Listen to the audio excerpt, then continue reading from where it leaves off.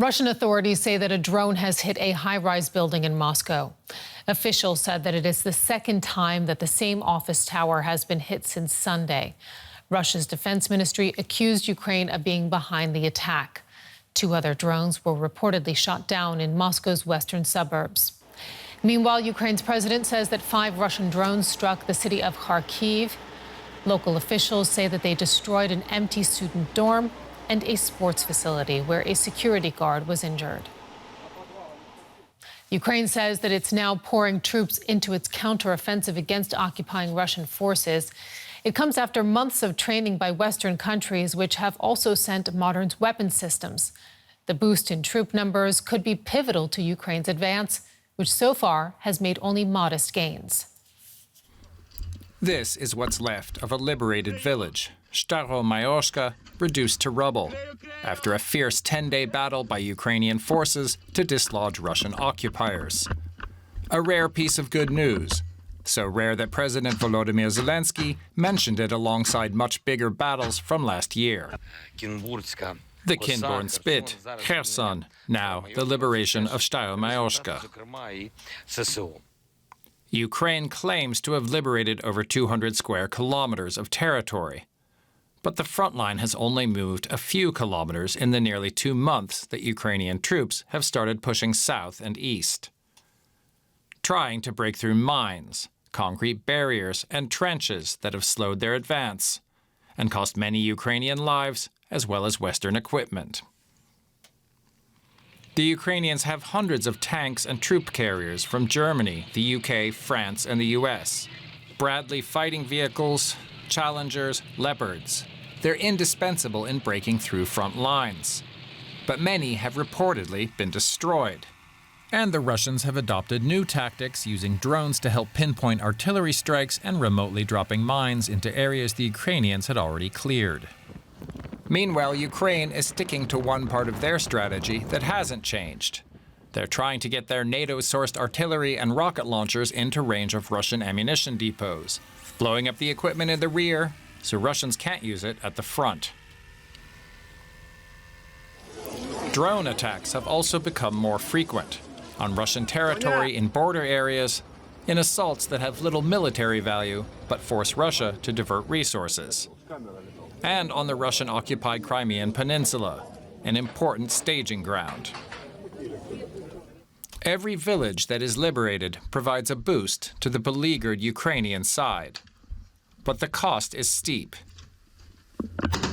And Ukraine only has a certain amount of troops and tanks it can lose in what looks less and less like a lightning offensive, and more like a long, grinding slog.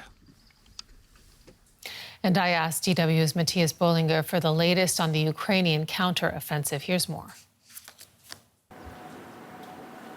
What has become clear is that any hopes for a quick breakthrough that would collapse the Russian lines and would make a quick advance possible for now is certainly not what is happening. What is happening now is that they are testing the Russian defenses along the line. They're trying to make modest gains in order to force the Russians to reshuffle. They're also attacking artillery pieces behind the front lines. All this is preparatory work in the hope of achieving this breakthrough. The thing about offensives is, and this is not only this time, this was also the same case last time, that a lot of it is happening where you don't see territorial gains, and you only see whether they were successful when these gains in the end happen or do not happen. So it's early to say whether this offensive is successful or not. What we can say, however, so far, that it's very difficult for Ukrainians to break through, and that the losses on the Ukrainian side, we don't have official figures,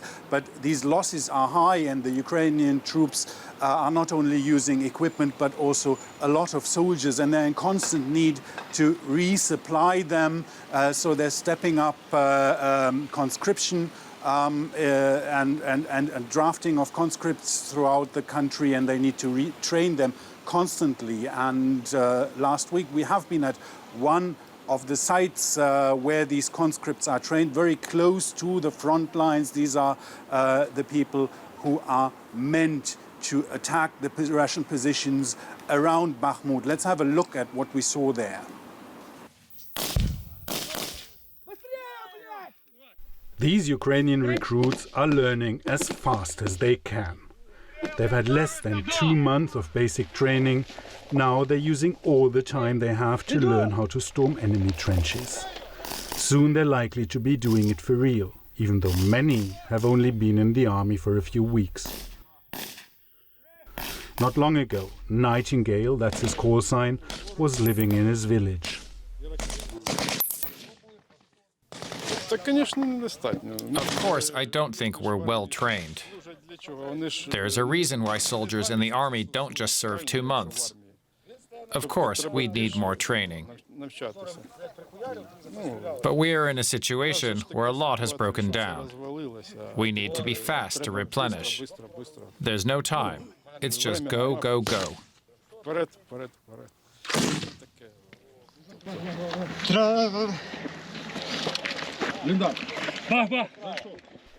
Storming and clearing the trenches is not only one of the most important operations, it is also one of the most dangerous.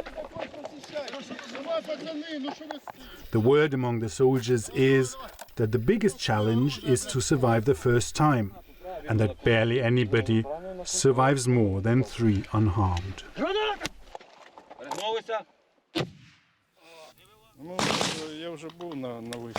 I was at the front already. We cleared the enemy's trenches in a small grove. It's terrifying.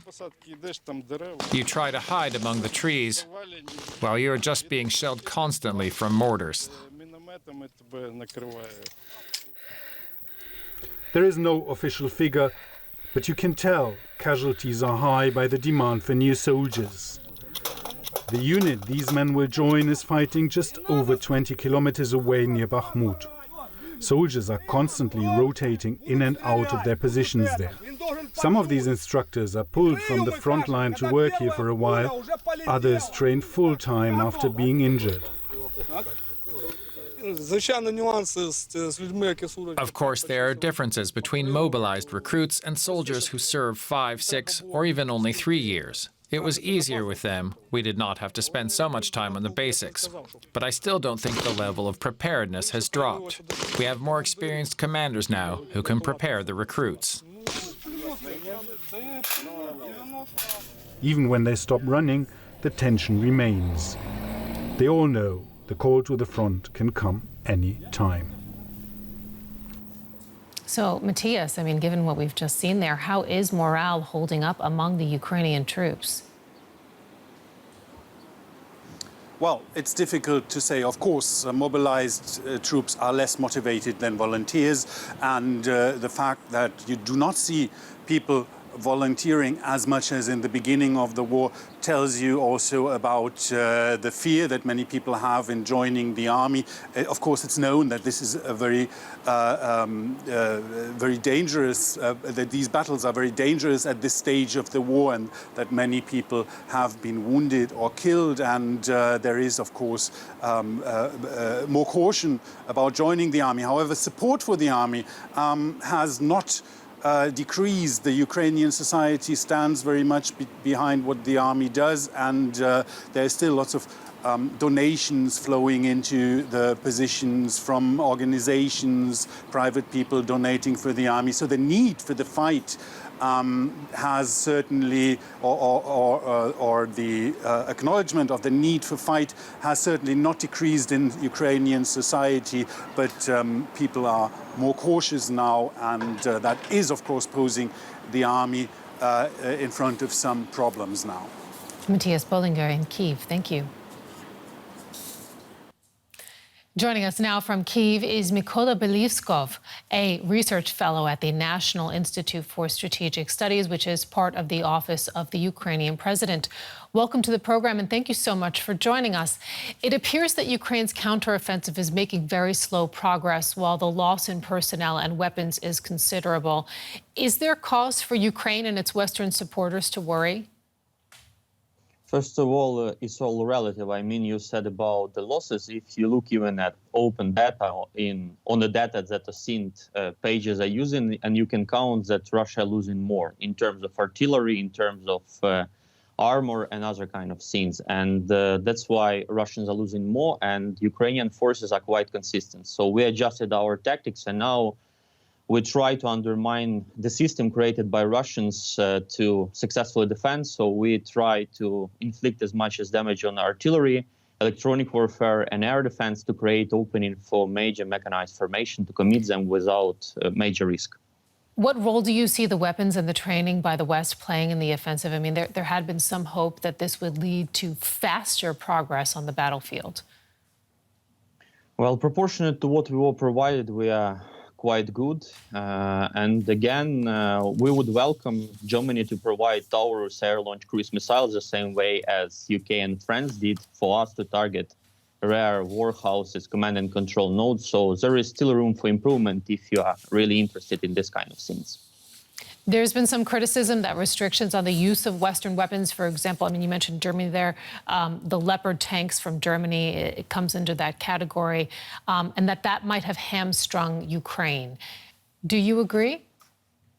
I haven't seen anything related to Leopards, so there is no concern with regard how Ukraine can employ Leopards and no restriction, so that's why all these reports, as for me, superfluous.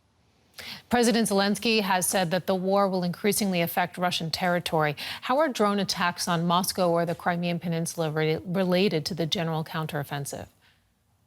Well, if we are successful in deflecting Russian air defense systems, so they don't guard this Chongar rail and automobile bridge linking temporary occupied Crimea and South mainland, if we can draw as much air defense to target to defend Moscow and open ways for air-launched cruise missiles to target Russian logistics, it means that we are successful.